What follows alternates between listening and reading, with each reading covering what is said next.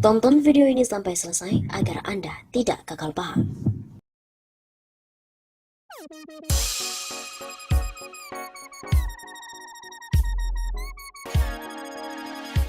Ketika para bandit keuangan dilindungi oleh negara. Seperti halnya rumah tangga, sebuah negara pun membutuhkan uang untuk menjalankan roda pemerintahannya. Makanya negara memiliki APBN atau anggaran pendapatan dan juga belanja negara.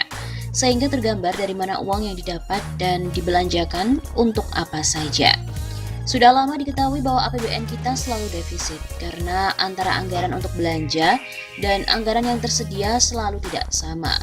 Besar pasak daripada tiang, begitu kata peribahasa.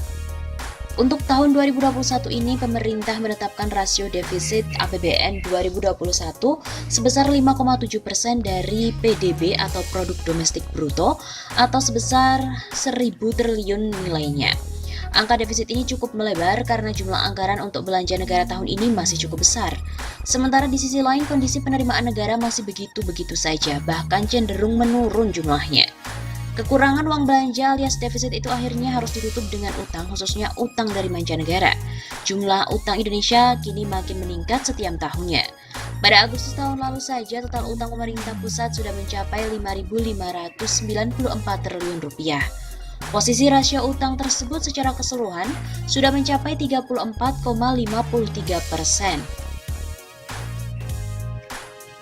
Makin banyaknya utang dengan sendirinya akan sangat berisiko bagi kesehatan keuangan negara.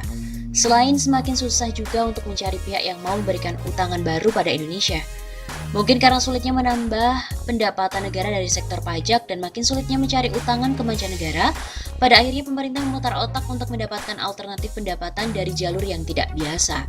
Sayangnya, kebijakan alternatif itu terkesan untuk melindungi para bandit keuangan yang selama ini telah merugikan negara. Kalapnya pemerintah karena tidak mampu mendapatkan sumber pendapatan negara dari jalur normal, pada akhirnya melegalkan kebijakan yang tidak elok untuk dilakukannya.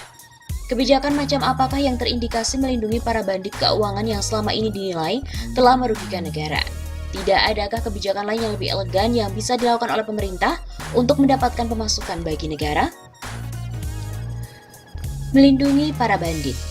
Dalam kesempatan acara sosialisasi program pengampunan pajak atau tax amnesty di J-Expo Kemayoran Jakarta pada 2016 silam, Jokowi pernah mengatakan bahwa uang yang dimiliki oleh orang Indonesia di mancanegara itu besar sekali jumlahnya. Banyak sekali uang milik orang Indonesia di luar sana. Ada data di kantong saya, di Kementerian Keuangan, di situ dihitung 11.000 triliun rupiah yang disimpan di mancanegara. Di kantong saya beda lagi datanya, lebih banyak. Karena sumbernya berbeda-beda, ujarnya seperti dikutip di media.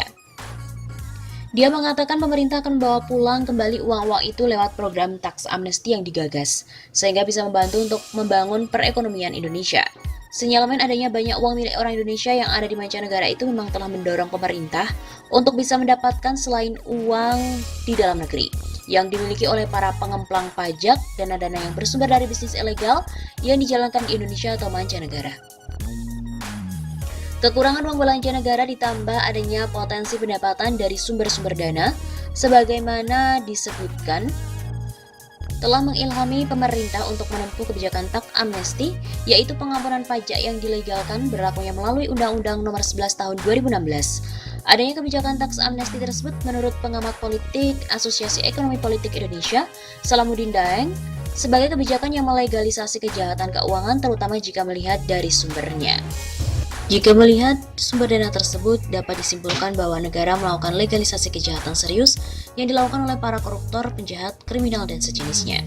Pemberian tax amnesty pada mereka akan membawa konsekuensi masuknya uang ilegal ke dalam institusi negara.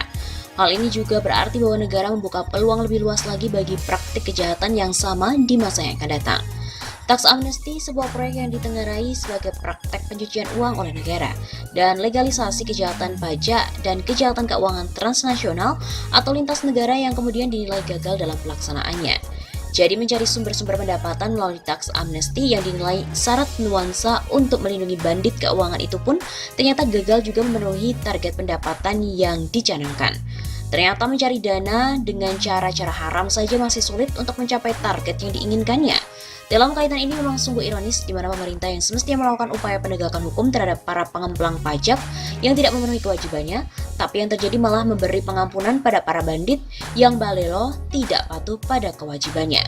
Kasihan pada warga negara yang sudah lama patuh membayar pajak setiap tahun, sehingga ini akan memunculkan kerusakan moral karena mereka yang patuh bisa saja kemudian menjadi tidak patuh karena menunggu momen adanya pengampunan pajak berikutnya. Anehnya, ketidakberhasilan program tax amnesty gelombang pertama kabarnya akan dilanjutkan untuk tahap kedua. Adanya rencana program tax amnesty jilid 2 malah bisa menciptakan moral hazard dari sisi kepatuhan jangka panjang. Wajib pajak yang selama ini konsisten mematuhi kewajibannya. Sebab, jika tax amnesty jilid 2 kembali ada, maka justru bisa menjadi sinyal program serupa yang akan berulang di tahap berikutnya. Sinyal itu bisa mendorong wajib menunda kepatuhan lantaran berpikir akan ada program tax amnesty lanjutan untuk mengampuni dosa pajak mereka. Selain melalui program tax amnesty jilid 1, akhirnya pemerintah juga menempuh kebijakan lain untuk mengoptimalkan pemasukan uang bagi negara. Salah satunya adalah negara berupaya mengembalikan uang warga negara Indonesia di mancanegara melalui pengesahan undang-undang tentang perjanjian bantuan hukum timbal balik.